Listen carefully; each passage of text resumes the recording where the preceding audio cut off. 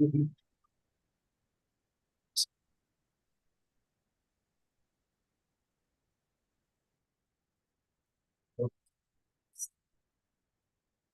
ya la hecho eso del base seven on the computer, but that we have it. Okay, we did. Yeah. I have it here, so. Good evening and welcome to all those in attendance. This is a regular school board meeting. Today is Wednesday, January 15, 2025, and the time is 6 p.m. I call this meeting to order. Mr. Legarreta, will you please take roll?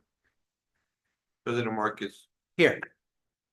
Vice President Gonzalez, Here. Secretary Legreta's here. Member Garay, Here. Member Montes. Here. We do have a quorum. Let's go ahead and stand and let's have a moment of silence for those affected by the fires in Southern California.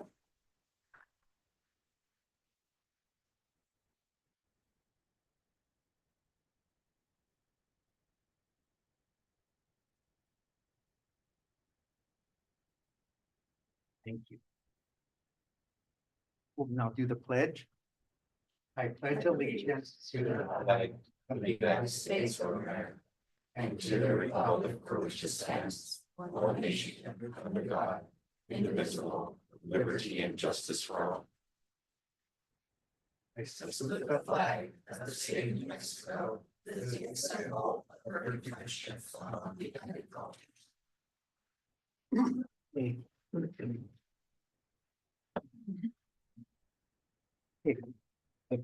Well, it's not really an item, but organization of the board, election of officers. I really thought about this hard. It was a very difficult decision for me, but I will not accept or seek the position of board president nor vice president for 2025.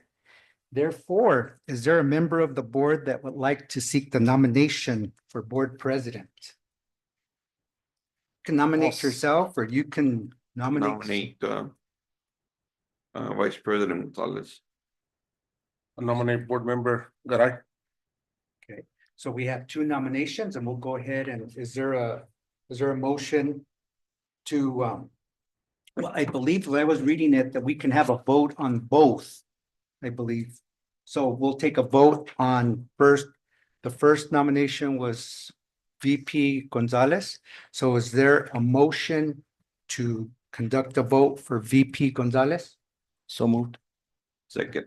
Moved by VP Gonzalez, seconded by Mr. Legarreta. I will take a roll call vote. If you are in favor, please say aye. If you are opposed, say no. Member Garay, No. VP Gonzalez, Aye. Secretary Legarreta, Aye. Member Montes.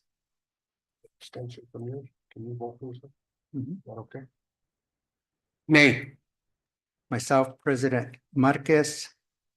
Yes, aye. Okay, so that's 3-2.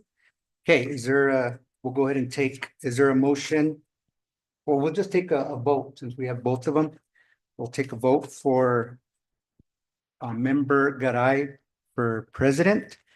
I'll take a voice vote for that. Member Garay, Yes. VP Gonzalez, No. Secretary Legarreta, No. Member Montes, Aye. President Marquez, no. Okay, so VP Gonzalez has 3-2. He is now the president of the school board. So I don't know if you want to, sit there, I would, this was just mine or where you would like. I'll to- stay here. Okay, all right. Okay, so it's all yours, President Gonzalez.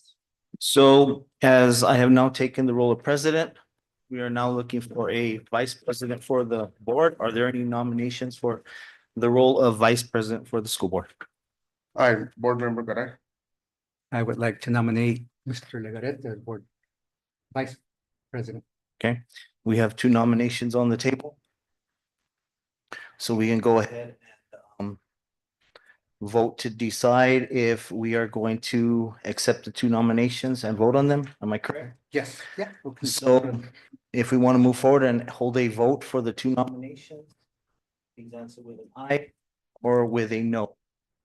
Vice President, I'm sorry, Secretary Legareta. Would you like to proceed with the vote? Yes. Yes, okay. Member Garay, No. Member Marcus. And I'm. a This little is just to confused. proceed with the vote Oh, yeah, let's go ahead. Yes, For I Vice am an aide President. for for Vice Vice President President. with Yes, the two nominations, yes, sir. okay? And Member Montes. Nay. It is, and I will cast my vote. Yes, I would like to proceed with the votes. So we'll go ahead and begin voting for Vice President. All those in favor of Member Secretary, current Secretary Legareta as Vice President, please answer with an aye. Secretary Legareta, Aye. Member Garay, No. Member Marcus, Aye. Member Montes, Nay. and myself is aye.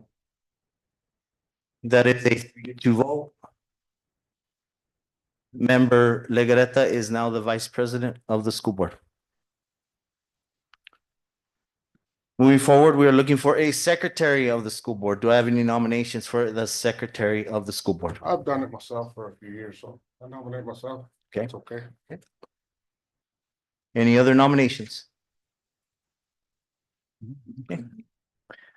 So those in favor, we only have one nomination on the floor, so right now we can go ahead and vote on Member Montes as secretary.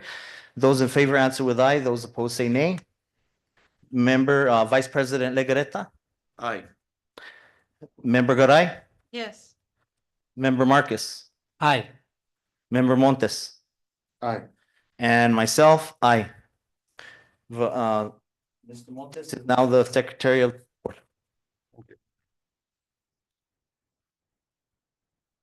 All right. Item number 1 is the approval of the consent agenda. Before we go on, is there any questions about any item on the consent agenda? I don't have anything. Nothing. Secretary Montes, could you please read the items on the consent agenda so that we may vote? Number one, approval of consent agenda. A, approval of agenda. B, approval of minutes. You want me to go individual and get a vote? Yes, sir. Approval of agenda. Do I have a motion? No, you can just read them all. It's a consent agenda, so we can approve all of them at once. Okay, B, approval of minutes, regular board meeting, 12/11/24. Approval bills, December 2024. Approval of budget adjustments, requests, transfers, cash requests, maintenance bars, 1,000, 24, 101, 27, 149, 317.03. Initial budget bar, 27, 114 RGE, school early literacy and reading support, 25,000. Increase bar FFA, 2,500. Thank you, Secretary Montes. Those in favor?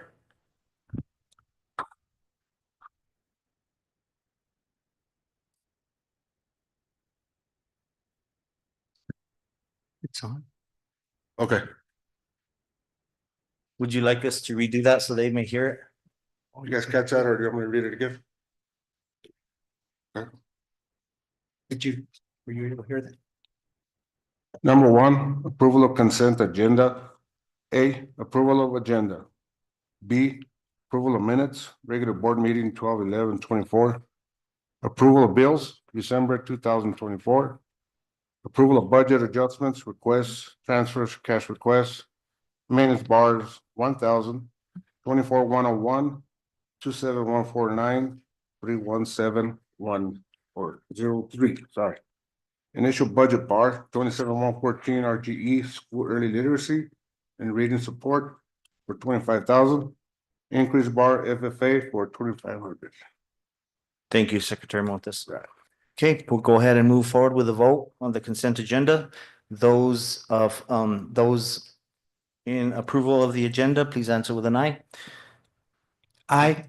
Aye. Aye. Aye. Aye. Motion carries.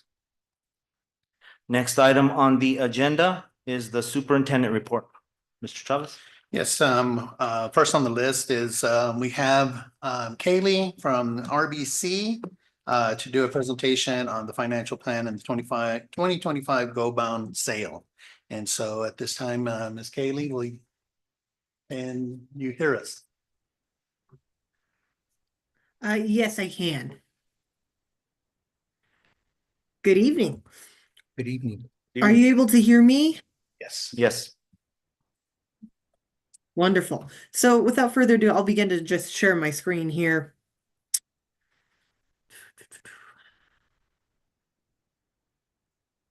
All right. Is everyone able to see my screen? Yes. Yes. Yes.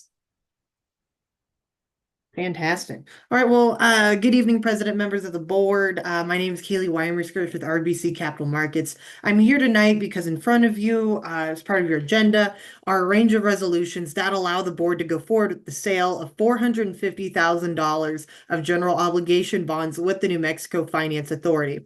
Before that, though, I do have a brief finance plan update to present for the board. So, first, starting with the district's history of assessed valuation, this is your tax base. And looking at tax year 2024, the district's assessed value increased by about 2.2%. When we look a little bit closer, we see that a lot of that growth was primarily fueled by your residential values. This is quite typical across the state at the moment as the real estate market continues to be pretty hot. Your 5-year average growth rate is now sitting at 2%, while your 10-year average growth rate is sitting at about 2.25%. For financial planning purposes, though, to be conservative, we anticipate that the district's growth rate will only be about 1.25%, just in case that growth begins to slow down in the coming years.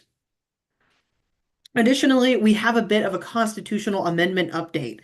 So back during the November 2024 election, Constitutional Amendment 1 was passed. Essentially what that did is that it allowed any disabled veteran to be exempt from property taxes at the rate that they are disabled. So in other words, for example, a disabled veteran who was 50% disabled can now qualify to be exempt for 50% of their property taxes. In addition, Constitutional Amendment 2 is also passed. And essentially what that did was increase the property tax exemption for all veterans from $4,000 up to $10,000. The reason why we bring this up is because these exemptions can impact the district's tax base. At the moment, we're not entirely sure the extent of this impact or really how the state is going to try to roll this out. It really is incumbent on the state legislature to meet next year to figure out how they're going to implement these things. But at the moment, we calculate that this could impact your tax base by about $1.5 million or about 1.7%.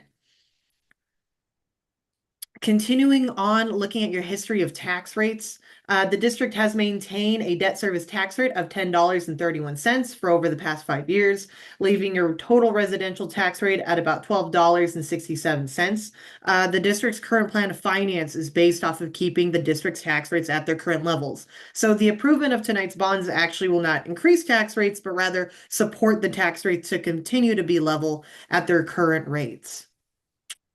Looking at your current outstanding debt, the district currently has $2,215,000 of general obligation bonds outstanding. Looking a little bit closer at the bar chart, you can see that the district's debt is scheduled in a declining manner. This allows us to layer in future debt issuances without a tax rate increase. Additionally, too, because of the short nature of how we structure your bonds, all of them are non-callable, but it's because all of their maturities are within 10 years. Looking at the district's overall debt management plan, the last time the district went out to voters was back in November of 2021 for $1.8 million.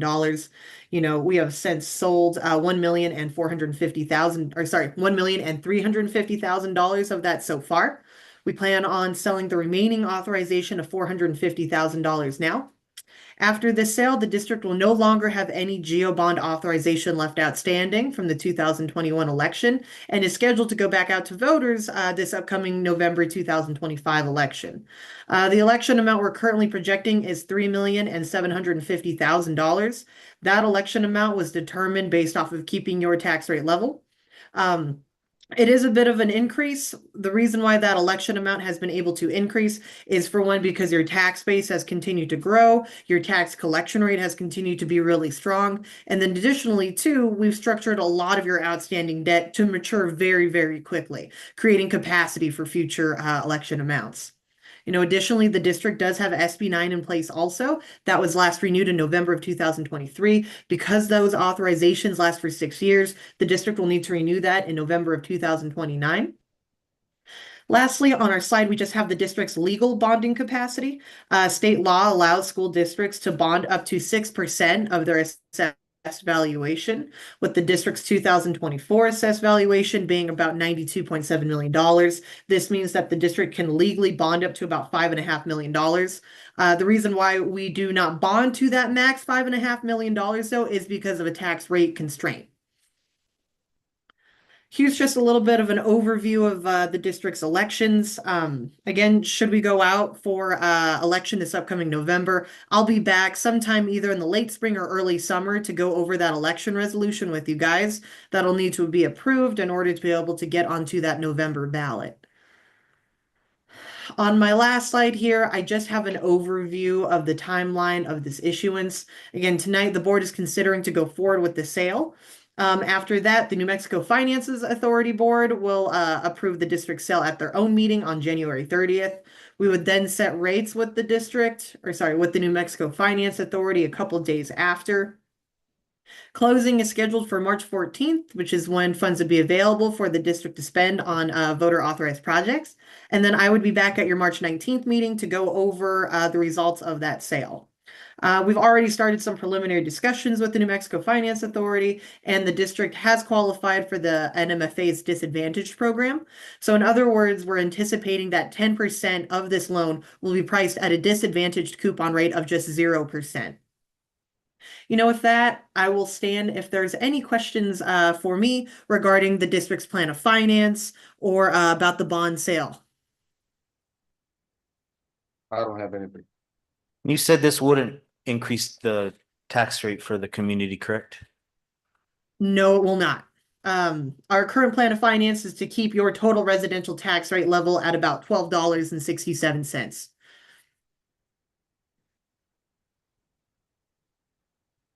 Are there any other questions?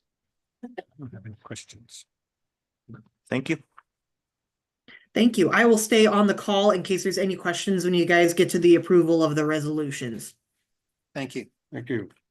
Thank you. Item B on our agenda, student achievement, Mr. Chavez. So as the board requested to include the quarterly data of student results and our formative assessments, we have that today to present to the board. And so I'll be presenting the information, just the overview of the information. I believe we have every principal here in attendance to stand for questions if the board has any questions as we move forward.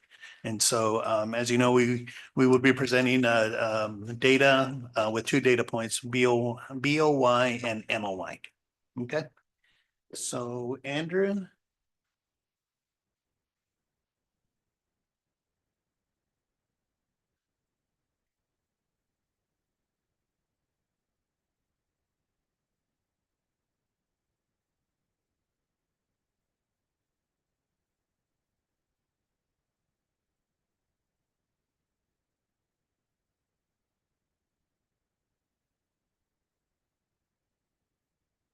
Okay. So Q2 or MOY formative data assessments. So the assessments that we will be presenting today and the results from are New Mexico preschool pre-K. And as I was mentioning, Mr. Marcus before the board meeting, we left them off last time, and so we apologize about that. But we do have their information, and they have provided the board with a detailed report of their assessment. They've got a lot to celebrate, and so we'll be presenting New Mexico pre-K. We'll also be presenting iStation for K2. Happy numbers for K2, iReady for 3.8, Achieve 3000 for 6.12, and Horizon for grades 9-12. Okay, and so starting with pre-K, This first graph here, we have BOY on the left-hand side and we have MOY on the right-hand side.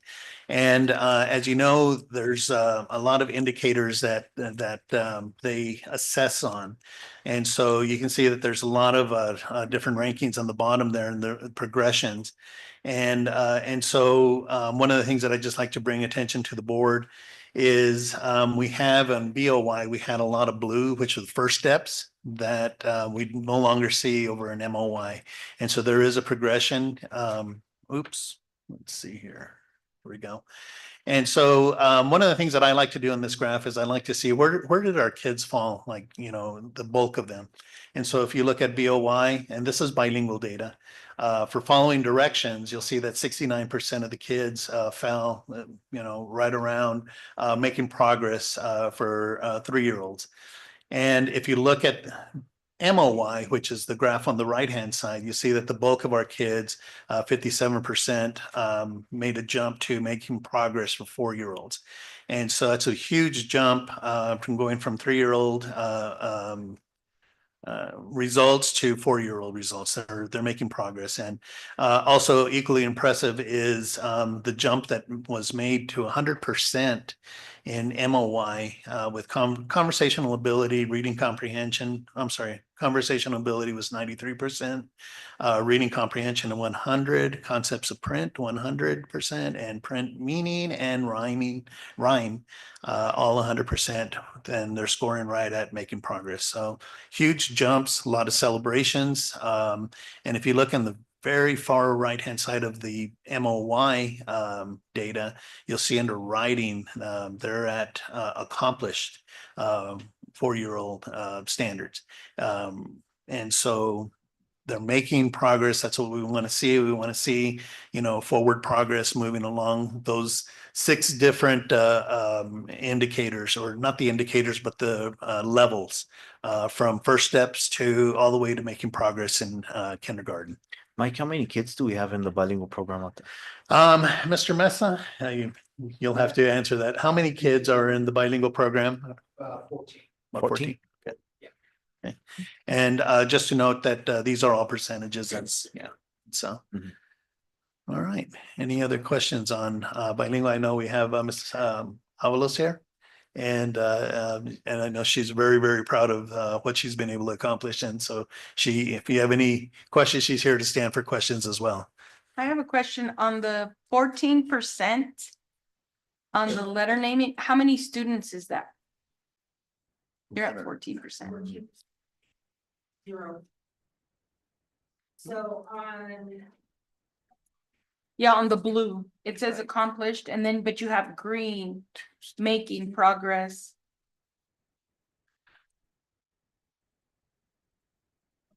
okay, so letter naming or writing?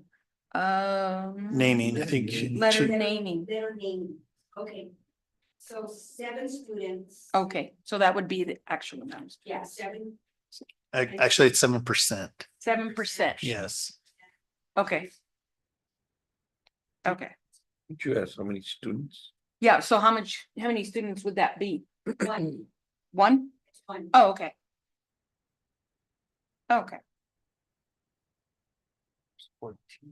Now, when you target that one student, are we implementing something to get him on track? Yes, ma'am. According to the scores, we differentiate and we do one-on-one teaching, give them different assignments, games, things to help them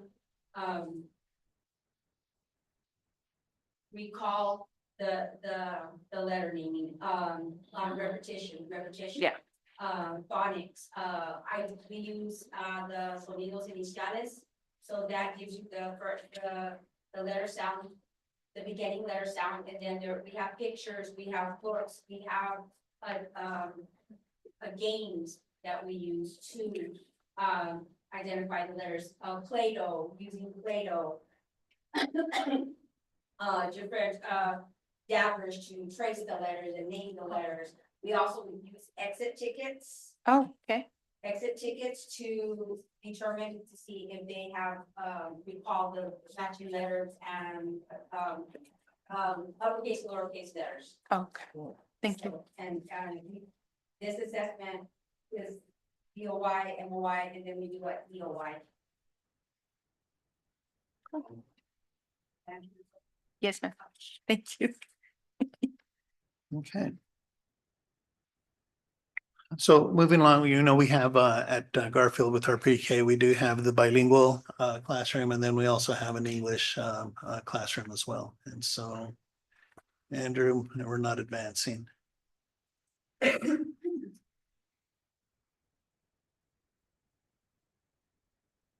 we go. Okay.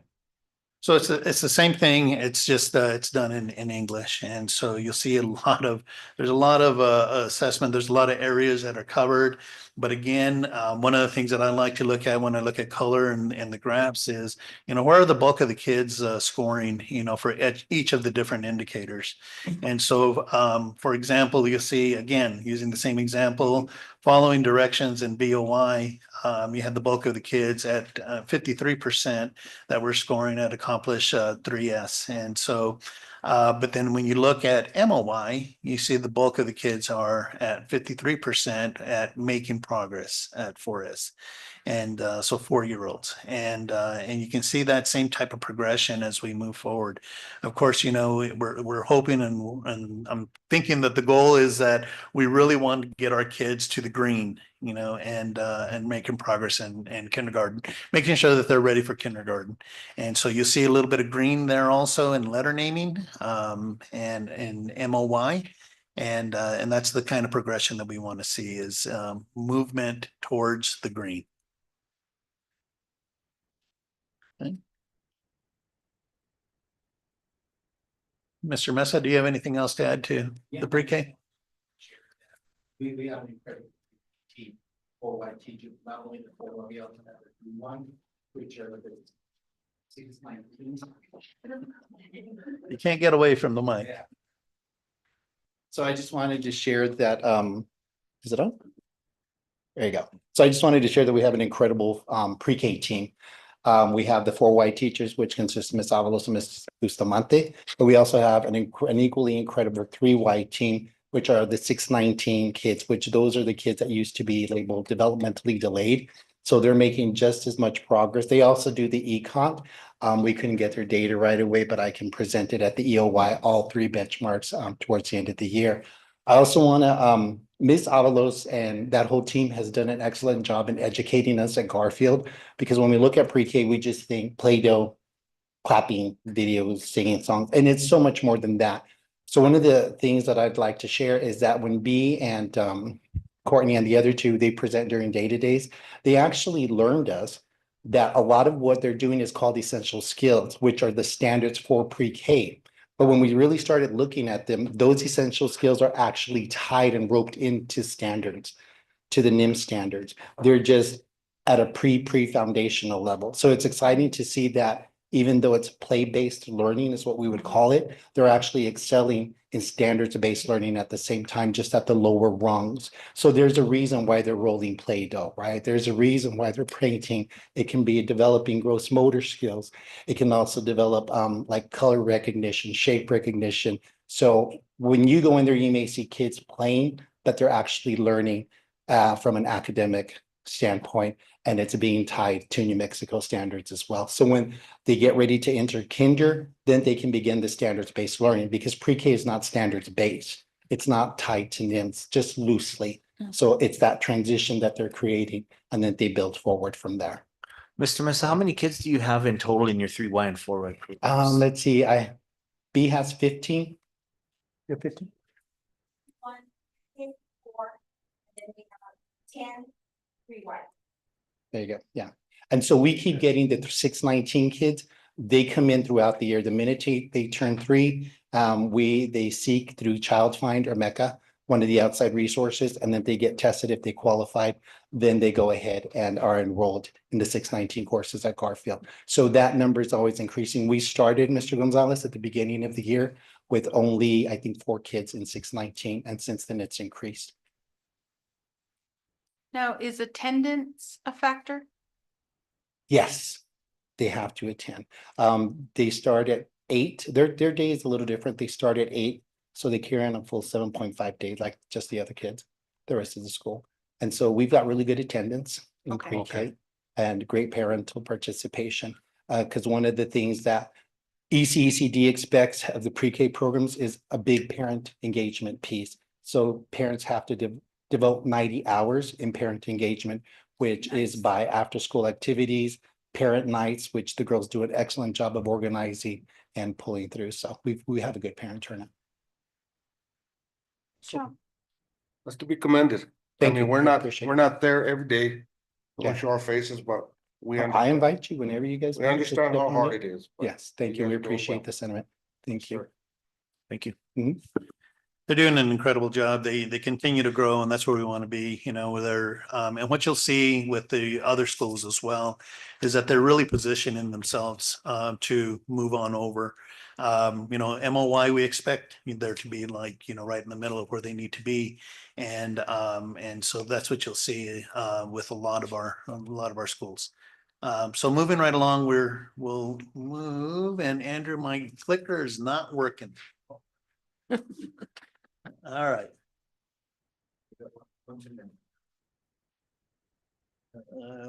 Let's see. Okay, here's pre-K math. Okay, this one's same sort of thing. You've got BOY on one end and MOY on the other. And so not as many elements or standards that they're assessing. However, you can see again the same type of process, the same type of progress, where you're looking at the, you know, where do the bulk of the kids fall with each one of those elements, and then compare it over to MOY, and you'll see that there's a lot of progression that moves from the left to the right. And this is MOY and BOY and MOY English scores. And I think, Andrew, the one before it was the bilingual scores.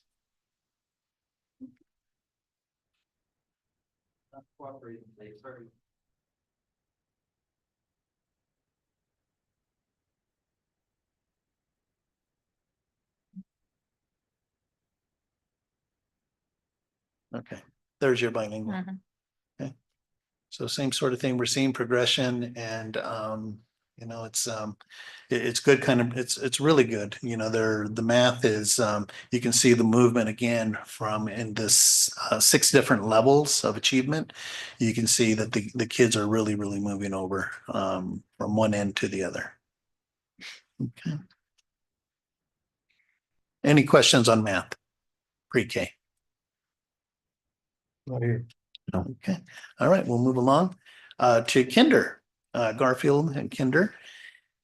And this is the graphs are a little bit different. I tried to provide some consistency to the graphs, but it didn't always work out exactly the same. And so I just want to point out that that this is reading.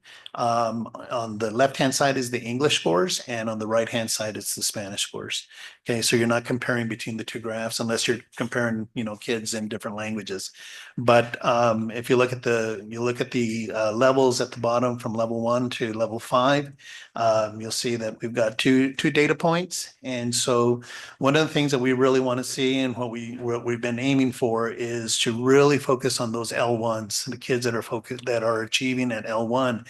And with the English scores, you can see that we had 40% of our kids scoring at L1 at the lowest level. And so by the middle of the year, they cut that by 30 points. And so that's a kind of progression we want to see, again, from the left to the right as we move forward. Now, there's not growth. In fact, we slipped a little bit when it comes to proficiency. However, they're moving kids from the left, and one of the things that we're really focused on is just really positioning ourselves. And I think they're doing a good job of positioning themselves to be able to move over to those level 4 and 5 is where we need to be. Okay, and so you see that in English, and you'll see that in Spanish, the progressions that we're seeing there. Okay, any questions on Kinder?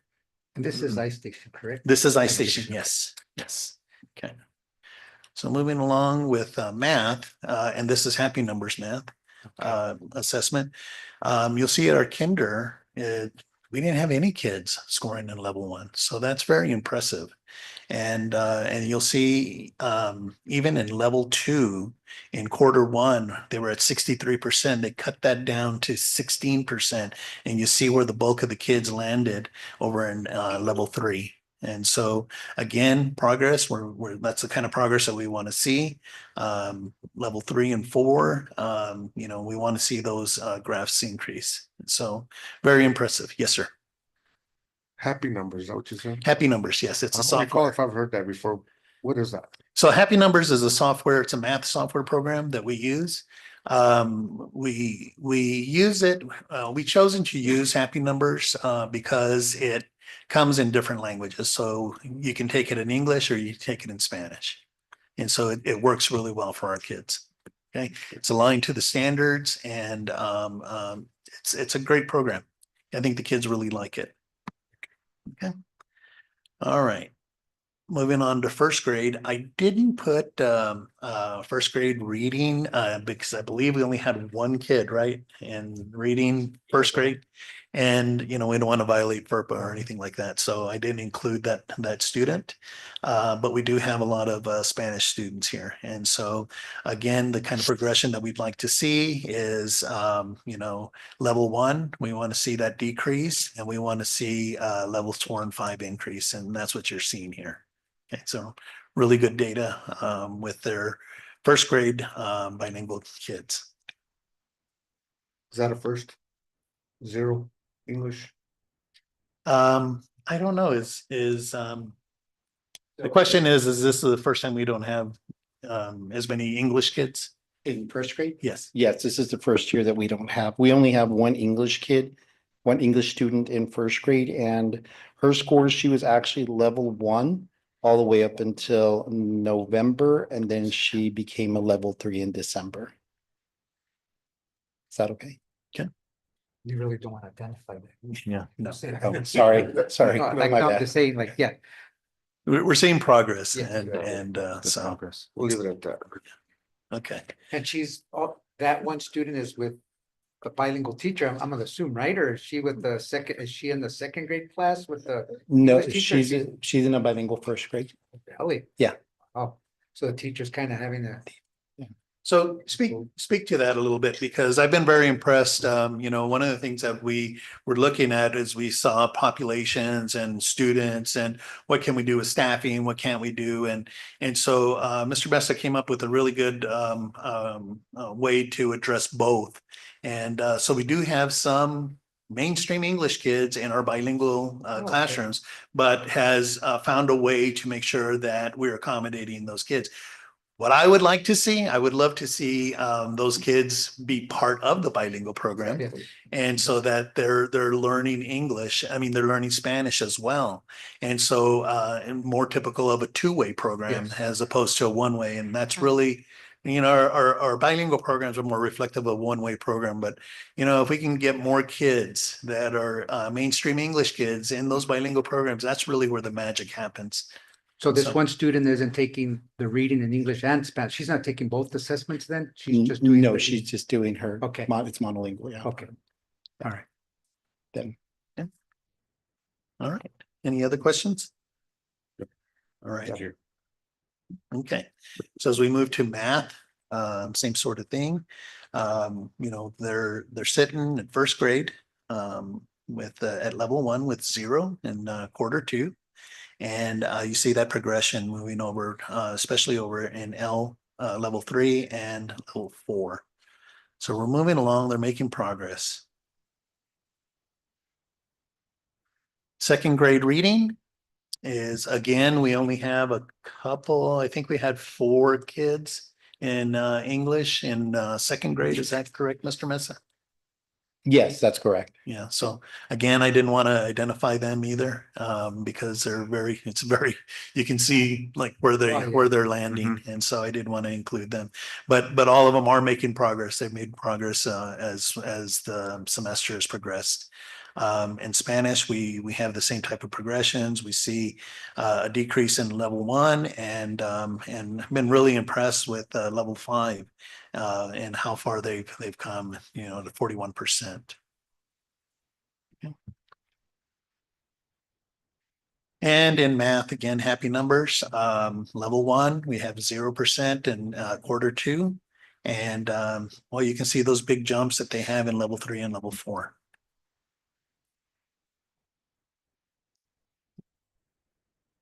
And I believe that's it for Garfield. That's the data that we have for Garfield. Garfield's doing a really good job, and their teachers are working hard, and just really impressed with the movement that we're seeing with their kids. Commend your staff. They're Thank you. moving kids. Thank They're you. I moving kids in appreciate the right that. direction. Thank you. You give everybody our thanks. I will. Good do. job. Thank you. Appreciate Keep it up. Thank Keep it up. Okay, we move over to Hatch Elementary, and we do have Miss Neidl, who is here to stand for questions, and so we'll go over their data as well. So starting with kinder, this is iStation, and we do have reading English on the left-hand side and reading Spanish on the right-hand side. And so as we look at what's going on with kinder, you can see a huge decrease in level 1 from 62% to 23%. And you see that progression over, you know, the bulk of the kids now are over at level 3. So, you know, I mentioned, you know, we're positioning ourselves, we're positioning our kids, you know, to be able to jump over to level 4 and level 5. Bilingual is a little bit different. We're seeing some challenges in kinder bilingual, and so Ms. Lytle is here. You know, she's aware of that, and I know she's working with her staff. They're visiting during their PLC time and analyzing what's going on, what needs to change, and so again, she's here to stand for questions. Okay, in kinder and kinder math. Again, this is very encouraging to see that we had 0 kids in quarter 1 or in quarter 2 in level 1. And so the bulk of them in quarter 1 were in level 2. And we've look at that decrease from 72% to 13%. That's huge. And so, you know, it's one of the things that they're really focused on. That's one of the goals that the board has set, is to really decrease our level 1 kids, and along with increasing proficiency. And so that's what they're aligning to. And so you see that level 3 and level 4s are having big jumps there as well. Okay. First grade, again, English on the left-hand side, Spanish on the right-hand side. We're seeing a decrease in level 1, and we're seeing some movement with level 4 and for level 5, but we're not really seeing a change or the increases that we really need to see. But you know, they are moving. We're moving kids over to level 5, so that's always good. But again, you do see that progression, you know, from level 1 to level 2, and you know, we want to see that progression continue to level 3, and hopefully at the very least get to level 4. Bilingual is a little bit different. We're really slipping, and so that's a challenge that I have given to Ms. Lytle, is we really need to get in there and find out what's going on. Where are we missing the mark? Because you'll see, you know, it's very concerning in level 1 that we went from 5% to 21, and so we kind of slipped backwards there. And so I don't know, Ms. Lytle, I know you've been working with your staff. Would you like to comment on any of that? Yes, so we're aware that bilingual classrooms are not showing as much growth as the monolingual English classrooms. So some of the things that we've talked about, tomorrow we'll address it all with all staff and PLCs. But I did meet with my leadership team. And so for this semester, we plan on having a reading interventionist target specifically those bilingual groups, and maybe pulling in more groups of bilingual students.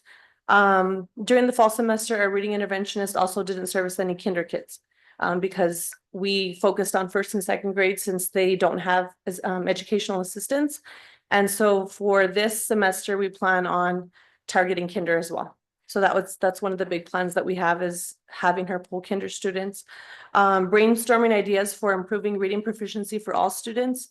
One thing that we did last year was we had the older students visit the kinder classrooms and first grade classrooms and having younger students practice reading with the older students. And so we saw that offering more opportunities for them to read really made an impact on our scores last year. And so that's something that we plan to do this year. Another thing is we also plan on having our reading interventionists analyze data on a month-to-month basis. Her groups change every time we do the progress monitoring from month to month. But I wanted her to put those in graph form so that we can make sure that those kids that she is servicing, that we're seeing an impact with those kids to make sure that her interventions that she's using with those layer 3 students is working. I do have a question. If you can answer this, you Mhm. did mention that the reading interventionist was not working with kinder, correct? Right. But we're looking at first grade. Do you have an idea of why the Spanish is not doing as well as the English? Do you have something in mind or a root cause that why this is happening? Or Yeah, so working on that? to pinpoint, it's very easy to pinpoint first grade specifically because we only have one bilingual teacher. So that is a very big class, but I do plan on sitting with her at tomorrow's PLCs and kind of having that conversation with her because we do know that all those students are in one class. So we need to see if it's an instructional deficit or, you know, just more closely monitoring her interventions to make sure that she's being consistent with those And how many students. students does she have in that class? I think 19. In first grade? Yes. 19 Well, bilingual I'm just being, students. that's not a because music. It's not a, 20, yeah, it's not a big. right, right. And the other, how many English classes do you have? We have 2 English classrooms per grade level. First grade and second grade, we do only have one bilingual teacher. Our second grade bilingual teacher, I know I'm kind of jumping ahead, but she is showing more growth in kinder and first grade. But a handful of her students were exposed to the second grade curriculum last year. We were accelerating them. And so I believe that that's why her classroom is doing better because she does have those kids that were the high kids last year that were in her class. So they were exposed to second grade last year and first grade, so they're accelerated. But yeah, I definitely need to pinpoint kinder and first grade specifically bilingual. That's where we're noticing the least amount of growth. And for the reading English, the 2 classes, what are their numbers? What the average of both?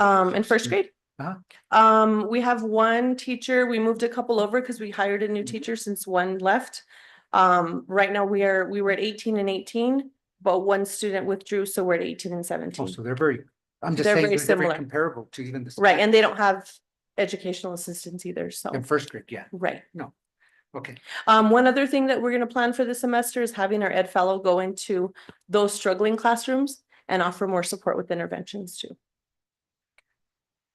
At that point, is there any way get it staffed appropriately if that's the problem? It's not. It's- what I'm it's- hearing, not. It's appropriately staffed, yes. Yeah. Yeah, we're within, Oh, yeah. we're in compliance with, staffing patterns and. First grade is a smaller class. It's one of those small classes I think we had talked about in previous board meeting. It's one of those, small classes and, so that's why we only have 3 teachers in there. But, as Ms. Lytle, sorry, my apologies. Mentioned, you know, it's, they're under 20 students, which is, really good, class load. You're just pretty much dealing with certain barriers at this point. Yes. We're just trying to figure it out, right? So they're aware that, you know, we've got some work to do there. And so one of the good things about comparing 2 data points is, you know, especially moving forward into the new semester is, okay, here we are, you know, let's see what we can do.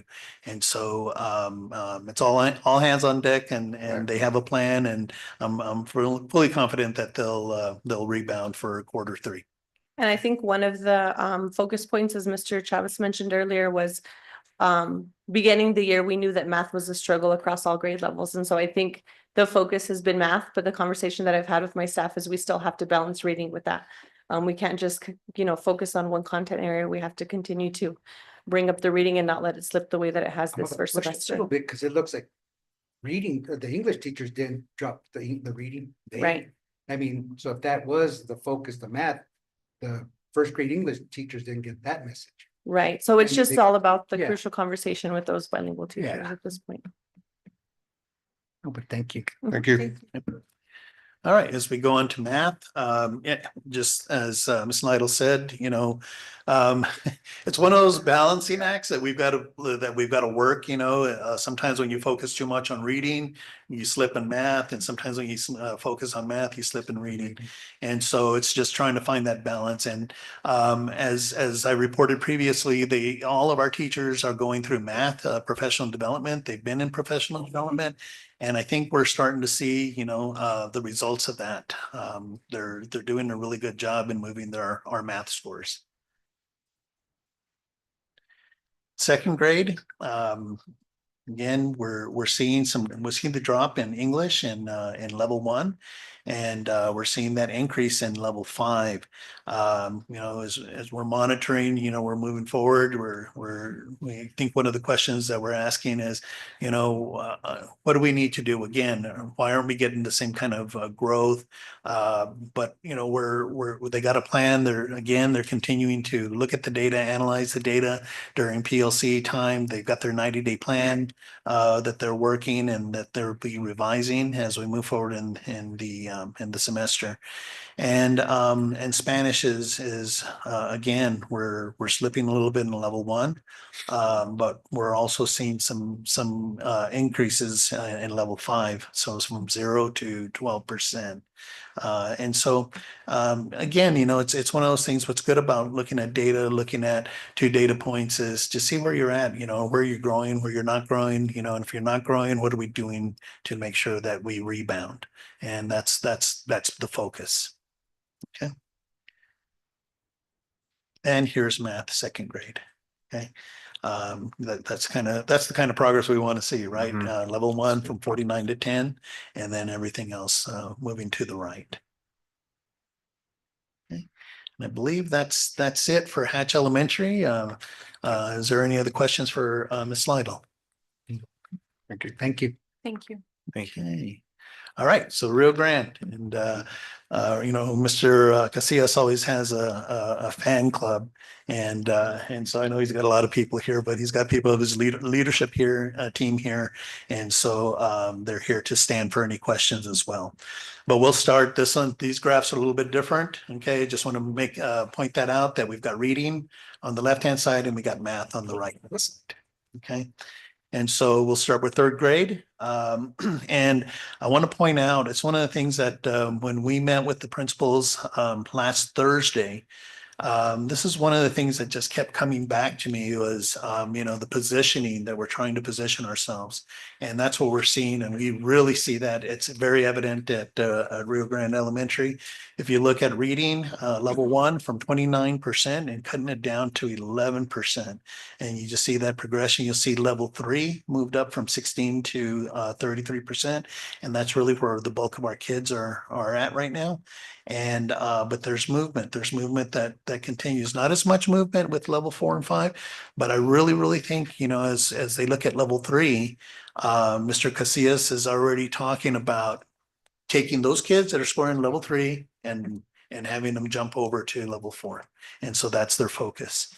In math, same sort of thing. You see level 1, a decrease from 18% to 6%. And look at level 3 again. You got 51% of the kids scoring at 51%. So if we can really focus on those 51% of kids and move them over, they're going to be fine. But right now they're seeing increases in level 4 and 5 from 4% to 11% and from 0 to 4. Okay. And again, Mr. Casillas and his team are here to stand for any questions. What interim assist, or what are you using for the interim? This is iReady. Okay. This is iReady. Yes. Okay. So we switched assessments this year, and we feel like iReady is giving us a lot better data, and giving it to us in a way that really focus on the skills. And so, they can tie that back, and I know they're visiting during their PLC time, to really analyze the data and the movement that they're seeing. So I'm gonna assume iReady is in English and Spanish, both. Or no, Only English? English. So all the kids are being tested in English at Rio? Yes, they're just Okay. being tested in English. We do have a Spanish reading test, but it's not adaptive like the other test is. So we didn't use it. But we did test everybody in English, even So newcomers. these are English scores. These Oh, are wow. all English Oh, scores, that's- and it's that's something that we are very proud of. And you know, the teachers, I was very lucky to inherit a school that's got an amazing staff, and I really mean that because they have done a lot of work. When you look at our numbers, I know those are percentages, but just so I can shine on third grade, the level one students, it says 29% to 11%. What that did, and that's for reading, we went from 23 students who were at level one, which is 3 years behind grade level, and we went from 23 students to 9. For level two, we went from 25 students in level two, which is 2 years behind, or level two, which is 2 years behind grade level. We went from 25 to 23, but like Mr. Chavez mentions, the big jump was in level three, which is students that are just 1 year behind grade level, which is huge. That went from 13 students to 26. And the reason that is so important and impactful is because now we're going to focus on those students during the spring, and we're going to move those students into the proficiency level, which we're going to see later on in the end of the semester when we take the EOY. We're going to see our level 4 and level 5 group grow because we're going to take the level 3 students into that level. So we're very excited. I'm very proud of the teachers that I'm working with because they've been great. And the only thing we can say is we're going to keep going. We're going to be moving up. And when we present this at the end of the year, we're going to see our students be ready for middle school and beyond when we send them to middle school. And I know this is third grade, but as we move on, you're going to see that it's the same pattern with fourth and fifth grade. So for iReady, so with you said grade levels, not scale scores or whatever. So these kids were reading at a kindergarten level. Yes, sir. Unfortunately. Really? Yes. Oh, wow. Yeah. And I have an amazing interventionist and we have amazing teachers. And what we did is we came together. We took advantage of a program that the state health literacy HIT is what they called it. And so I was able to convince and encourage, and I have some great staff, about 11 teachers and EAs and ed fellows who went to this training. And so what we did is during the day, they're receiving phonological awareness and phonics instruction from these students, and then they're getting it at the end of the school day as well. So we have provided our students with a lot of supports, and that's why we have been able to move them. Unfortunately, we get them at that level, Mr. Marcus, but we have been able to move them forward. And Especially in half a semester, move them. The Yeah. whole grade level, that's awesome. And it's, what's more impressive even is that we took the beginning of year assessment September 16th, and we took the middle of year assessment December 4th. So that was only 51 days. So this it's not even a full semester. It only reflects 51 days of instruction. That's how amazing the teachers that I'm working for are. I mean, they have blown my mind. And, I serve them, and I believe that with the energy that we have at RGE, within the next 2 years, if I'm allowed to keep my job, within the next 2 years, these third graders are going to go to middle school and they're going to be high performing students with self-esteem, a lot of discipline, and a lot of vision and goals in their mind so that they can continue to high school. And we tell them daily, we're preparing you for high school, college, and life, and that's what we need to be aiming for. It's not just about academics. It's about building up a full student that is competent, that it has self-esteem, that's got goals, and that they know that they can achieve whatever they want. It's a matter of them wanting it, not somebody saying you can't read, you can't write, you're not good at math. We want students that when they leave RG, they can say, I can be whatever I want. And so those kids that in L1, the 11%, for example, fourth grade, are those L's or English kids? Because I'm thinking when you said they were 3 grade levels below, but they took an English test. So that doesn't mean they were maybe 3 grade levels below in their native. If they would have taken it in Spanish. Yeah. No, I'm just wondering because when you said they're reading at a kindergarten level, when they go to third grade, that to me, it's worrisome to hear that. It is. But that was an English test. I have to keep that in mind, because if they would have maybe taken it in Spanish, they may have been on grade level, right? Yes, Okay, it would be Okay, completely yeah, different. okay, I just want, okay, that makes more sense. No, Okay, and you are correct. And actually, we have students that took this test in English and they haven't been in the US any more than 3-4 months. no, but that's good for them Yeah. taking it in English. That's a lot of Yes, progress. for it them is. taking it And in we're, English. we're very proud of them. And it's, one of the things that we're noticing at RGE, I mean, there's a lot of growth and there's a lot of changes. We're creating a school culture of success. But one of the things, you guys are welcome to go to the school. What we see as students are coming to school and they're happy. Actually, Mr. Zamora, I'm gonna throw you under the bus.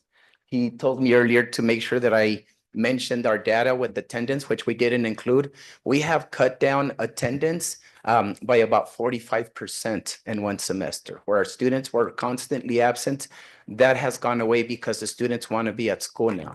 It's a lot of work, but you know what? We take a lot of pride in what we're doing. Thank We you. appreciate the transparency, but to have it verbalized like that, it was surprising to me too.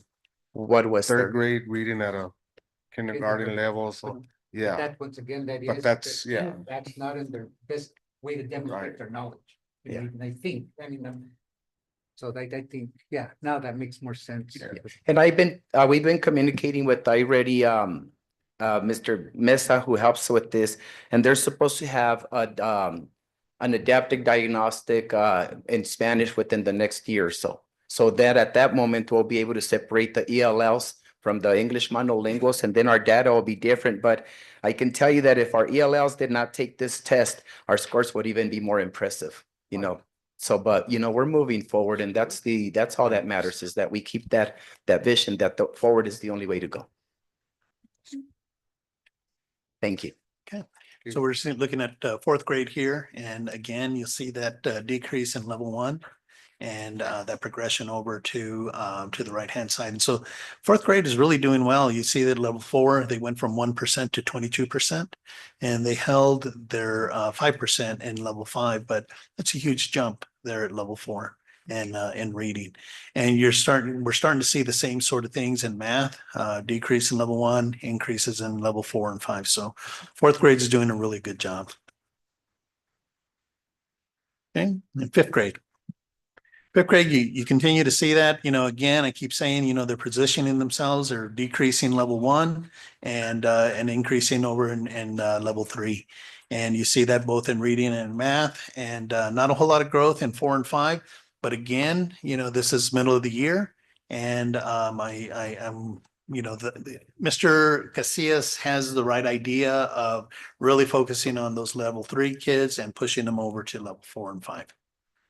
Yes, and if I may, we have ideas of how we're not just going to be moving the kids that are performing below grade level, but we have been sitting in our PLCs today, that's what we discussed. How are we going to move them forward? And then the students are at the top, how are we going to keep them, moving them up? So we have ideas. I met with Superintendent Chavez today, and Sheila, Ms. Williams and Ms. Hernandez. I'm asking for money for an after-school program, another after-school program. We have quite a few, but so that I can bring students who are at the top or in the middle, right below grade level, and we can move them up by giving them an extra instruction in the after-school program. Because if we are able to move the level 3 students, for example, math for 5th grade, 44% of our students are right below being at grade level. If with this, with the money I can get 2 teachers to stay with the kids and do that after school program, we can move those kids, and then we can have about 50% of our students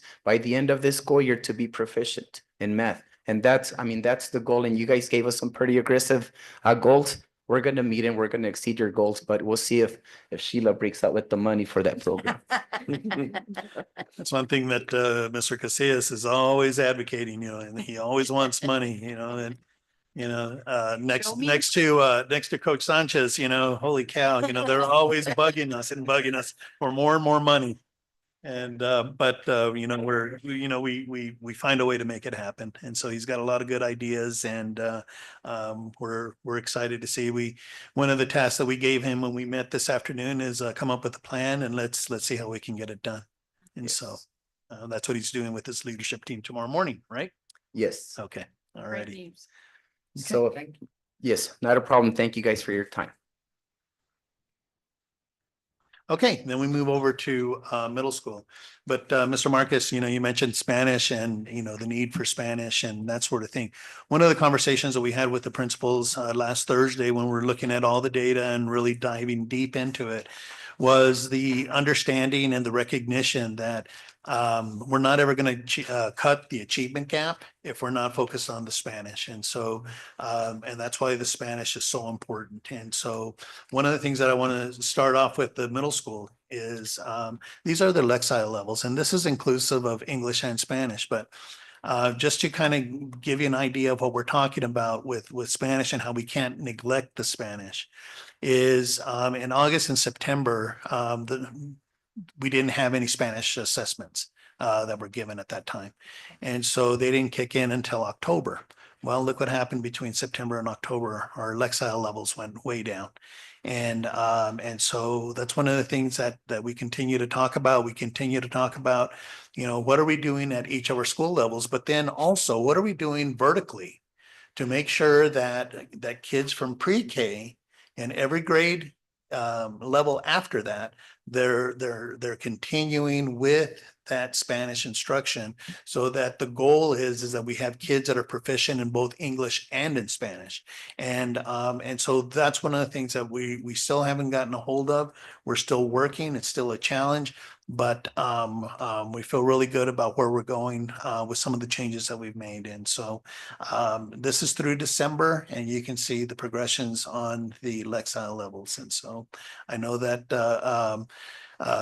Amber and Tish, are on top of it, and I know they'll recover from this. Okay, but moving on into sixth grade, same sort of thing. We've been focused on level 1 and then also in levels 4 and 5. And so in sixth grade, you'll see in reading, I keep saying, we're positioning ourselves, and that's what you see with level 3, an increase from 16 to 28. And if we can just push those kids over to level 4, we're going to be great. We're going to be fine. And so you do see some movement there, especially in level 5 from 3 to 9. We did decrease a little bit at level 4, but I really think it's the increase that you're seeing in level 5. Mm-hmm. Okay. Math is the same way. Looking at level 1 from 41% to 29, you see, where the kids landed in quarter 2 at 43% in level 3. But we also got some increases in level 4 and 5. Okay. Modest increases, but increases nonetheless. But I think again, where we're at the middle of the year, I think they're in the right track. Seventh grade, you see more of the same, not as much with reading with level 1, but still seeing a decrease and seeing an increase in level 5. We'd like to see that come down a little bit more. And so I know Amber's working on that, and so is Tish. And it's one of the conversations we had is, what are we doing in ELA to make sure that we continue to grow. Math, you see that decrease from 55% to 43, a little bit of a bump in level 3, but you see that progression also to level 2 and level 3, and then again, small increase in level 4. In eighth grade, we do see some decreases in level 1. We'd like to see more. And I know that's one of the things that Amber is working on with her staff. And reading, you'll see the kids, there's a lot of them at level 3. And so if we can continue to move those kids over to the right, I think we'll be in pretty good standing. Math is a little bit different story. And I know she's working right now with our math interventionist to really address what's going on in eighth grade to make sure that we can get some a bump, in increases in level 4 and 5. And so I don't know if Tish is here. Well, I see Amber. Okay, so Amber, do you have anything to add? Good evening. Good evening. Just whenever you're seeing the level 1, it's super important to remember that is anybody who's 3 or more years below grade level. So even though, like for math in 7th grade, look at that one. Even though you might see that some kids did move to the next level, level 2, 76% of the kids grew. And they grew in good ways, but you're not going to see it because if they came in at a second or third grade level, they're not going to jump a whole level to the level 2. Good So point. that's just real important to know that even though it looks like, oh my goodness, 55%, whoa, that's a lot of kids, and it is. But it doesn't mean to say that they didn't grow at all. There was growth there. Does that make sense? Yes, ma'am, does. Okay. Do you have any other questions? Just for have me? a comment. You finally saw the light, didn't you? What's Like you that? took away that star and put that cardinal on there. Oh, we'll talk later. Okay. Thank you. Okay, and then last but not least, we have our high school. Mike, Yes, I'm sorry. Ladies, thank you for everything you guys do. Personally, me, I know middle school's a lot. It's difficult. I mean, adolescents, early teens, that's on top of what you all have to deal with. But y'all are doing a great job with our kids. Just keep it up. You're welcome. Thank you, Mr. Montes. And if I could take the time to share a conversation I had with a substitute today, and who was subbing at the middle school yesterday. And one of the things that he reported to me, he hadn't been subbing in a while. I guess he's just recently back in subbing again. But one of the things that he said was, I don't think I've subbed. I think it had been like 5 years since he had subbed.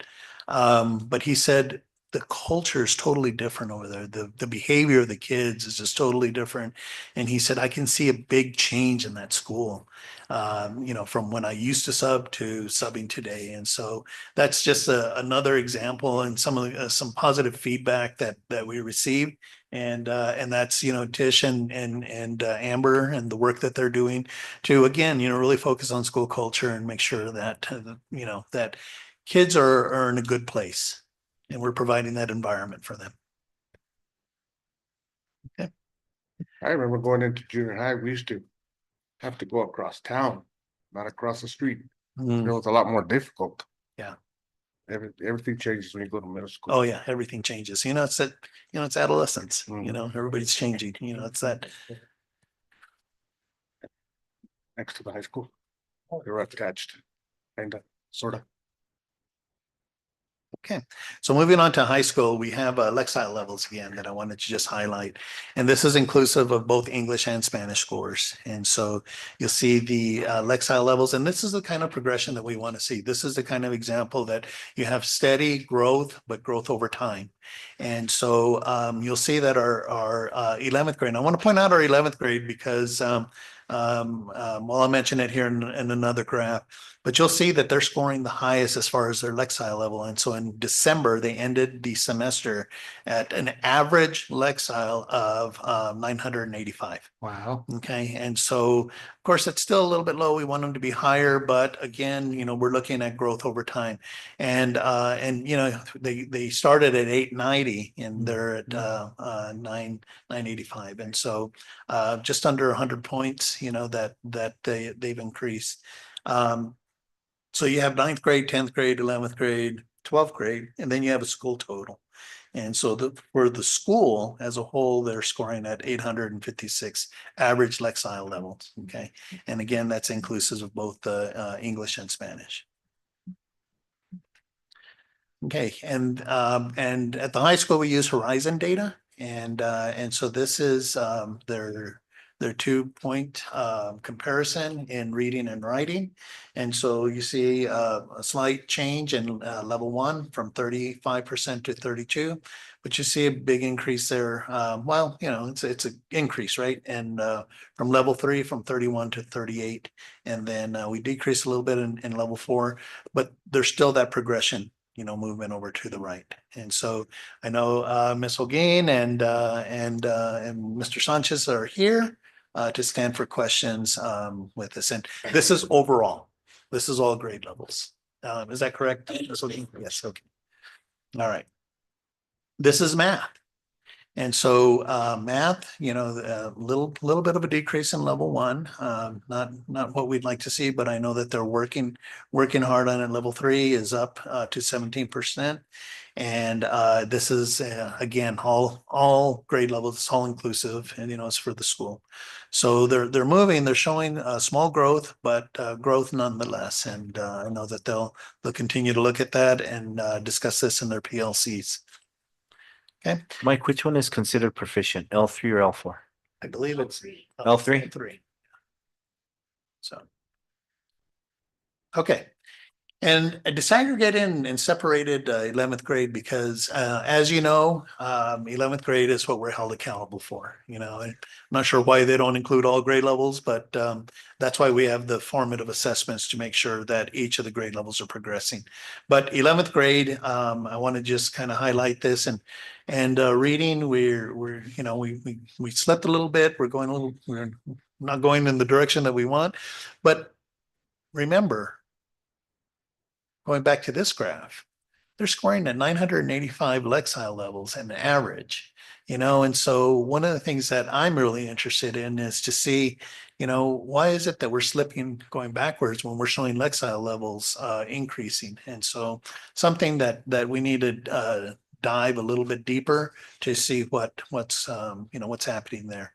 And then on the right hand side is math, and look at the growth in math. And it's one of the things. There's a couple of things that are happening there. Of course, we've got professional development that has been happening for our teachers, but I really think and correct me if I'm wrong, Mr. Sanchez and Ms. Holguin, about the curriculum that they've implemented over there. It's the P2C curriculum that makes things a lot more relevant for our kids and more hands-on. And so I don't know, would you like to speak a little bit to all that, Ms. Holguin? Good evening, everyone. It's kind of interesting that you mentioned the math because we were recently showcased at Pathways to Careers. They released an article highlighting our scores that we shared with you from last year and how much our kids progressed compared to the national progression. We were way above the national average of students showing growth, especially in our Algebra 1 class, which they're now our sophomores. And our teacher that teaches most of our juniors, which are the 11th grade, actually, they interviewed him and he talked about how we were struggling previously with our math. And so we made the decision to switch to Pathways to Careers to make the math more relevant for students and how that really increased our student engagement. We've also done a lot of math professional development this year. And so as a math department, we came up with some non-negotiables, some agreements that we would all agree to implement this next semester to continue to see the growth. I do also want to note that 11th grade saw the most growth in their math scores. And this year we're fortunate enough to have a math interventionist. And last semester he did target our junior class. So I attribute a lot of that growth to both the teacher and the math interventionist being able to provide that for our students. And, 11th grade, we get judged on a lot by how our 11th grade do. So that's kind of why our math interventionists focused more with our 11th graders. But do you have any questions? Thank you. Good job. Thank you. Keep it up. Appreciate that. And that concludes my superintendent's report, Mr. President. I'd just like to say thank you all for preparing this for us and for the work you're doing with the kids. There's some mixed results in here, but there's a lot of progress and it's nice to see progress with our kids. You guys are doing a great job. Item number 3, limited public comment. Elsa, do we have any? No. Okay, moving on to item number 4, new business.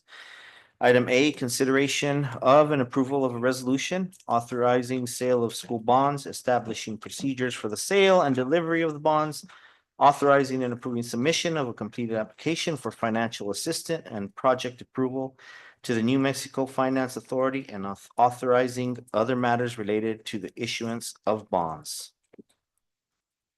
And we do have Ms. Katie still with us, but my recommendation is for approval. For approval. Okay, do we have a motion to approve? I make a motion. Second. Oh, We have a motion by Vice President Montes. No, I'm sorry, it's gonna take me a while to get used to this again. Secretary Montes and seconded by Member Garay Yes. for the approval of item A, which I read previously. All those in favor of item A, answer, would this be a roll call vote? Because it would be a roll call vote, right? I'm gonna go ahead and do a roll call vote. I'll start with Vice President Legarreta, Aye. Member Garay, Yes. Member Marcus, aye. Secretary Montes, Aye. and myself, aye. Motion carries 5-0. Next item up for consideration is item B.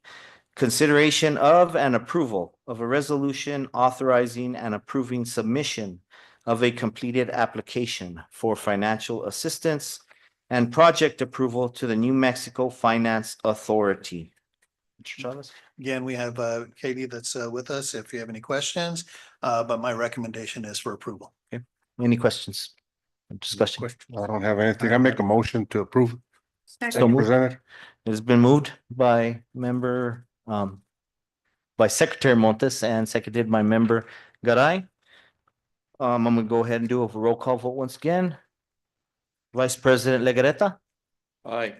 member Garay, Yes. member Marcus, Aye. Secretary Montes, Aye. and myself, aye. Motion carries 5-0. Item C, consider approval of the PSCOC award of $514,800 for the Hatch Valley Middle School project. This project, Ms. Perry always asked me for a new school and I said, I can't give you a new school, but we can work on the building that you currently have. And so this is for roof safety equipment, replacement of the exterior wall stucco, replacement of the exterior doors and correction and drainage. And so my recommendation is for approval. Mike, I do have a couple of questions. Yes. What, I know the schools are ranked. What will this move us back into? Have they kind of told you? Well, we did qualify for assistance-based award and but middle school is the only one that qualified. Okay, And so all of our other schools are at a much higher or much lower. they're not in the top 100. Yeah. Okay, And so this is what we can qualify for. Again, we can't replace it, but we can make improvements. It is our oldest school. Yeah. And so it's going to need more and more work. But the more work we put in it, like we would let it get all, like, would we qualify? Would they put us in a higher list, I guess, priority if we let it get in bad condition? Because how old is that school? Maybe, oh, it's nice. well, they'll look at it and they'll say you're not maintaining it appropriately, so Oh, it's not exactly, going to. exactly. Yeah. It is. So, one of the things that we look at is our FMAR scores. Okay. And so our FMAR scores, we've got to be above 70% in order to qualify for this. Okay. Okay, and so they actually want us to continue to maintain our buildings. A school building's average lifespan is about 50 years. And so I'm not sure, exactly when that was built, but we've got, it's a 50-year lifespan that we gotta have with it. Yeah. Nice. It was my freshman year of high school, which was 89. It was done, I think. Me and Tisha were the first sixth graders in there. What year was that? Your class? A long. Oh, 93? For the first sixth graders Yeah. there? Wow. Wow. Hang your. It's old. It's old. So going back to your question, Mr. Marcus, it actually helps us Okay, with our FMAR scores. okay. Okay, and Sheila, do you have anything? I have the scores if you're interested. Yeah, I'm interested in hearing them. So our rank right now for that building is 163. Oh, so What? we're out of We're- the top 100. We're out of the top 100, which means we can't qualify Ask for for a a new new, school. but we are in the top, was it 300 to get system space? System space. Okay, So then the FMAR is 70.129%. So we were able to qualify for Okay. the grant. thank you, Sheila. Thank you. I make a motion to take the money. Second. It has been moved by Secretary Monteses and seconded by Member Garay to approve item C, the PSC award for $514,800 for the Hatch Valley Middle School project. All those in favor, I'm gonna go ahead and do a roll call vote on this one as well. Vice President Legarreta, Aye. Member Garay, Yes. Member Marcus, Aye. and Secretary Montes. Aye. Myself, aye. Motion carries 5-0. Item D, consider approval of the PSCOS award for $629,288 for Hatch Teacher Housing Project.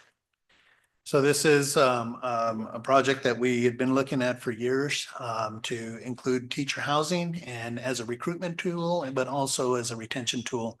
And so these are, we were approved for that money, which is 88%, so the rest is our match. So 12%, that's a really good return, and it's the same thing with the other award for the middle school. But this will purchase up to 5 teaching housing units that'll be placed over just north of Hatch Elementary. And so my recommendation is for approval. I do have a question. Where are we at on that? On acquiring the said units? You'll sign tonight. We will submit that to them. Then they should quickly send us a check. That's what they told us. So if any of you would like to go visit some of the manufacturers, I am ready to schedule a trip. I'm already on, so. Yes. Once Anybody the money comes in, what kind of timeline are we looking at? Well, I think the biggest thing that, it's not so much the purchase of the Prep, home so. itself, but it's the prep. And so that's one of the things that we're gonna have to really look at and see how quickly they can get that done for us. Some of the vendors that we spoke to had about a month turnaround, so it's pretty quick. But we do have to get the money in, and we will have to also, I didn't add that to the top as an increase bar. So once we receive a check, then you'll approve the budget, and I'll have to upload that in OBMS, which again could take a month from PED. But we were told we would get it this semester. So, And nice. how would that work, Mr. Chavez, with the like rent or utilities? Is that totally included for? Like if I come and teach that's rent free, utility free, is there a limit that? Well, it's not rent free, Oh, it's, okay. but Yeah. it is at a discounted rate. Discounted, It's okay. one of the things that we're looking at. We're blazing a new trail, right? Okay, yeah. And so we're gonna have to look at like there's other districts around the state that provide housing for their teachers. And so we'd like to get in touch with some of those districts Okay. and see, what kind of agreement they have, what kind of, Okay. some districts give like a 2-year limit for new teachers and, Oh, they have stipulations. I don't know what ours would look like. And of Okay. course, that's something that we can look at. We can look at other districts and see what they do, bring it to the board, and then you all decide, how, what kind of time limits or, Yeah. whatever. And your principals will be in charge of letting them know that when they come available, when they become available, Oh, yeah, absolutely. and those who really qualify. Well, I have a feeling that we're probably gonna have a bigger demand than we have housing units. So we're gonna have to have some type of application Yes. process or something. Math and science teachers. No. Well, and the whole intent was for recruitment and retention, right? exactly And what I- so, we've That's, talked about in the past, we've talked about hard to staff positions, and so maybe that's something that we do. Math. Math, Said, sped, Sped. math. That's something that needs to be included in the All of writing. them. Yeah. Maybe. So I know Mr. Sanchez had told me, was it Artesia or Roswell? And how they work their teacherages. And I believe it's a 2-year limit also. Agreement that you can stay if they don't need them, Oh, but okay. that they've got to recruit a teacher. The new teacher would have, after the 2 years, the new teachers have the option. So they know that in those 2 years, they need to start looking. Yes. And by then they fall in love with the community and they want to stay. Well, You that's know what I mean? goal is, right? That's the whole. For them, Yeah. It's about Hey, getting them and being permanent. Permanent, yeah. Yeah. Part Oh, of the yeah. community rather than just Right. moving in. Exactly. Mhm. They- Yeah. But then where would they go? There's no housing market in Hatch. Right. Well, that's one of the things we need to consider and all that. Wow. Yeah. Yeah, it might be longer. It's hard to find somewhere. Yeah, it's true. Do we have any further discussion? Nope.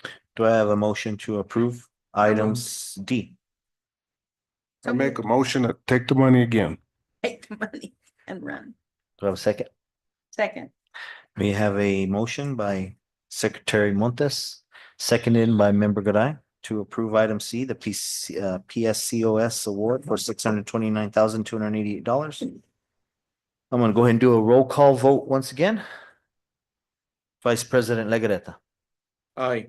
Member Garai, Yes. Member Marcus, Aye. Secretary Montes, Aye. myself, aye. Motion carries 5-0.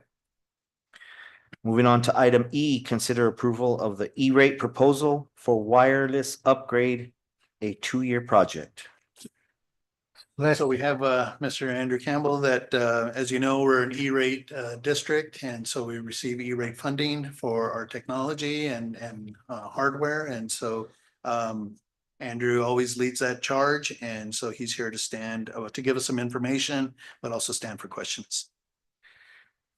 Good evening, President Gonzalez, board members, Mr. Chavez. So it is that time of year again for E-rate. Currently, right now, we are on year 5 of our last funding cycle. So it's every 5 years. So as of right now, we have approximately $73,427 left to spend. Okay, I'm trying to. So our wireless system is outdated. It's end of life. Okay, we need to upgrade it. We did go out for RFP. What we did do is we went out for a multiple year project. Okay, so next funding year, which will be next year, we can finish off the project without having to go to RFP again because we've already done that portion of it. So we're still, I just got the stuff in today, so it's just preliminary numbers right now. Worst case scenario, about 165,000 to do all campuses. Okay. So we are 90% reimbursement. Okay, so E-rate will cover 90% of the purchase. To get to that $73,000 this year, our purchase is going to be roughly 81,500, 82,000. That's going to give us our district share of about $8,100 to $8,200 out of our pocket to be able to finish off the 73,000 for E-rate. Once we get funded next year for the remainder for the next 5 years, then we'll be able to use that and go immediately start up again. So we should be able to finish off this project this school year. And then as soon as the next funding year comes in, we'll be able to just continue on. The way funding's looking right now is we're going to be funded about $200,000 for E-rate funds. So that'll still give us another $100 and something thousand for additional upgrades for switches and stuff like that. So right now, what I'm asking for is we've got to go through we have 4 different vendors that sent in. We got to score those, right? I gave you the worst case scenario. What I'm asking for is that to have permission to go ahead and move forward once we get the what do you call it, the score sheet done, you know, and then we can present them with their award letter and move forward with it. We've got 2 schools right now that we're constantly having to reboot access points. So the sooner we can get that done, the better. And that's gonna be Rio Grande and the middle school are our 2 top. I mean, we're constantly having teachers send in help desk tickets. Hey, I don't have internet in my classroom. Okay, let's reboot. And it takes about 5-10 minutes to reboot those access points. So with this year's funding, I'll be able to fix all of those, you know, those 2 schools, and I'll have a few extra left over that we'll put in other locations that are needed, that are issuing. So that's what I'm asking for, is permission to go ahead and move forward with this. If you guys have any questions, feel free. No questions? Mike, your recommendation? I'm sorry, recommendation is for approval. So do I have a motion to approve item E? So moved. Second. It has been moved by member Garay, seconded by Vice President Legareta to consider approval of the E-rate proposal for wireless upgrade and the 2-year project. I'm gonna go ahead and do a roll call vote on this as well. Vice President Legareta, Aye. member Garay, Yes. member Marcus, Aye. Secretary Montes, Aye. and myself, aye. Motion carries 5-0. Perfect. Thank you so much. You're welcome. Item F, consideration of approval of the purchase of access control systems for all school sites. I think, in your area, you have a separate proposal. And, we do have, Mr. Vicente Zamora, our safety, person that, is here to stand for questions, but it's one of the things as part of our safety plan that we've talked about. And so it's a little costly, but, it's, I believe it's, something that, we can never be too safe. And so, Vicente? Good evening, Mr. President, Board, Mr. Chavez. So what we bring forward to you today is phase 1 of electronic access control for the schools. So what this is first going to do is bring in all of our schools on the Verkada system, which we use as our current security camera system and our sensor systems. What it's going to do at the elementary and the middle schools is add electronic access control. Currently, they don't have electronic access control. What is electronic access control? Every employee has an ID card on them. And what they'll do is they'll walk up and they'll click a little card reader and they'll have access into the school. At those schools, what we're going to do is put a electronic access control at just some of the doors strategically, some in the back, some on the side, and some in the front. You saw how expensive it is, so it's not going to be at every door in all the schools. And what that's going to do at those schools and eliminate the key for the employees to get into the school. So as all you know, every semester, every year, we lose a key to school. Once we have electronic access control, all we have to do is shut off that card and they don't have access anymore to that. And then they have to submit for a new one. So that'll help out tremendously. What it'll also do at those schools is for recess and their ability to get back in the school, it'll be way quicker. So right now they have to fumble, get their key, pull it out, turn it. Sometimes the older doors, you have to turn it 3 times and then open it and then turn it 3 times to lock it. This one is just one badge and they're able to get in. Now at the high school, we already have electronic access control on a different system. Now this system is an antiquated system. It's not the best system. It does work, but we'll be all online with the same system.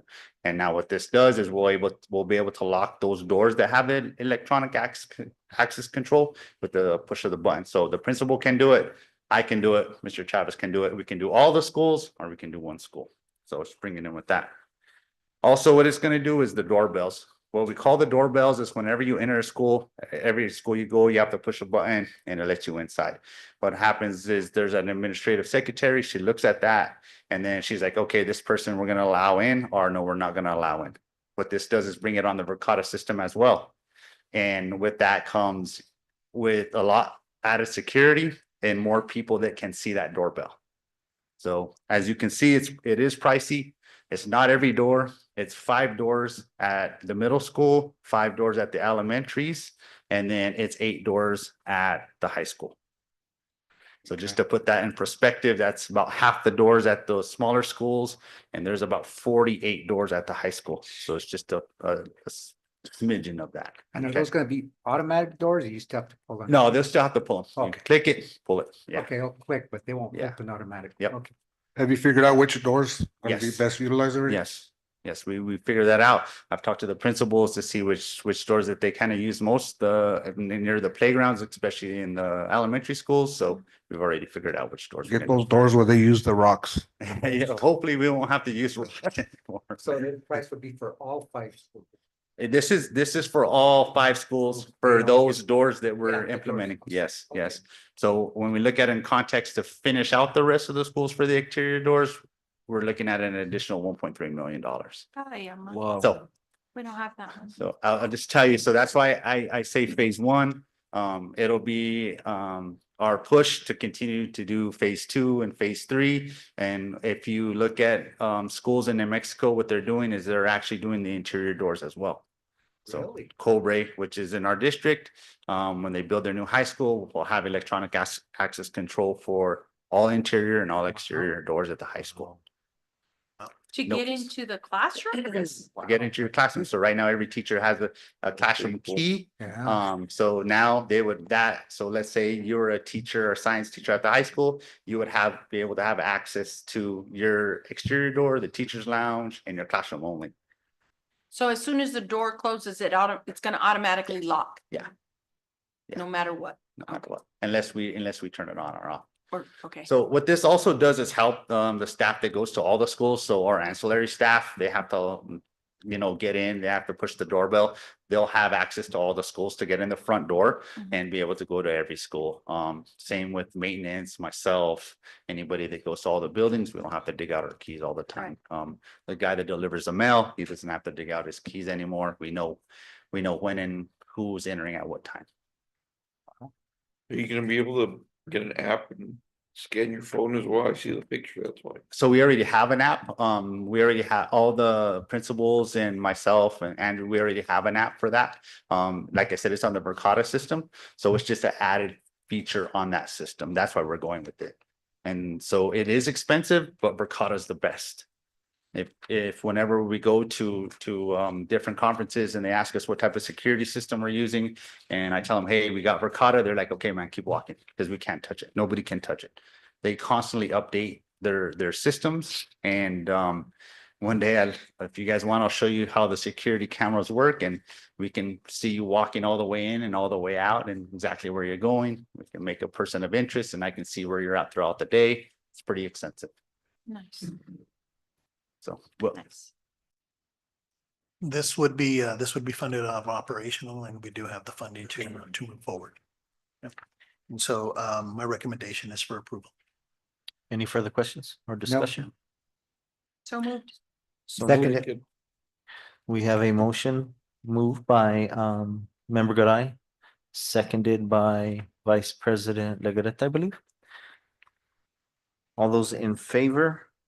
Because we're gonna go ahead and do a roll call votes over 60,000. So go ahead and do a roll call vote. Member Legarreta, Vice Aye. President Legarreta, sorry. Member Garay, Yes. Member Marcus, Aye. Secretary Montes, Aye. myself, aye. thank you. Motion carries 5-0. Appreciate it. Item number 5, items for future meetings. Are there any items for future meetings that we need to put on the agenda?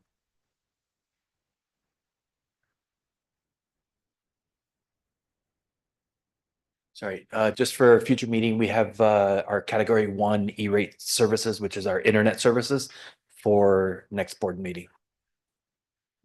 Still waiting on those to come in. Okay. Any further items?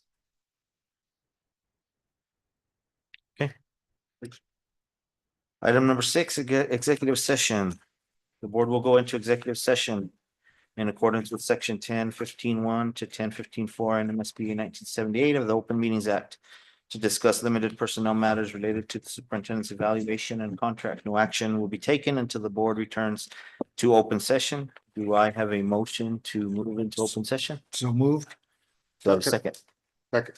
Moved and seconded, moved by Member Marcus's, seconded by Secretary Montes. Those in favor, please say aye. Aye. Aye. So moved. We are now in the executive session.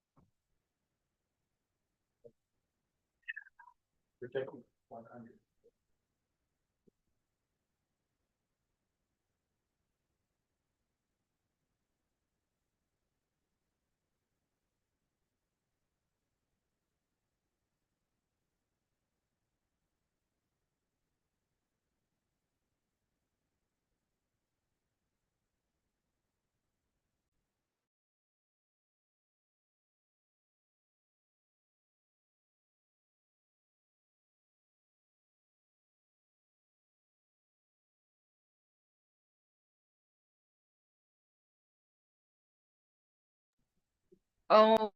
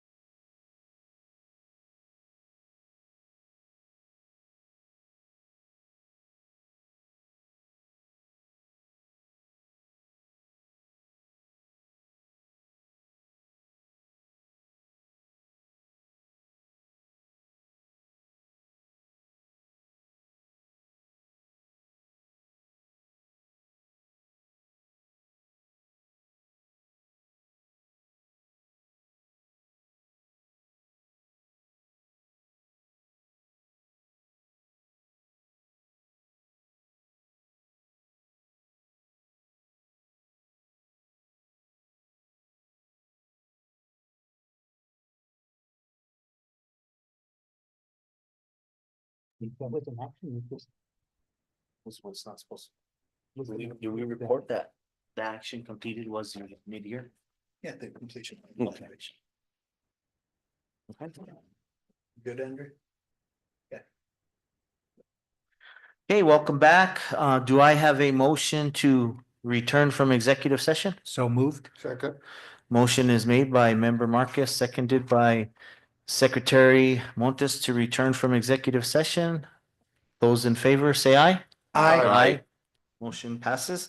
We are now back in regular session.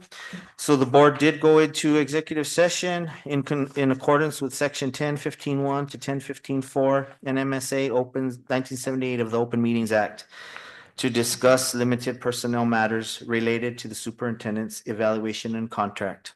No action will be taken with regards to the contract. However, the evaluation, the mid-year evaluation was completed during the executive session.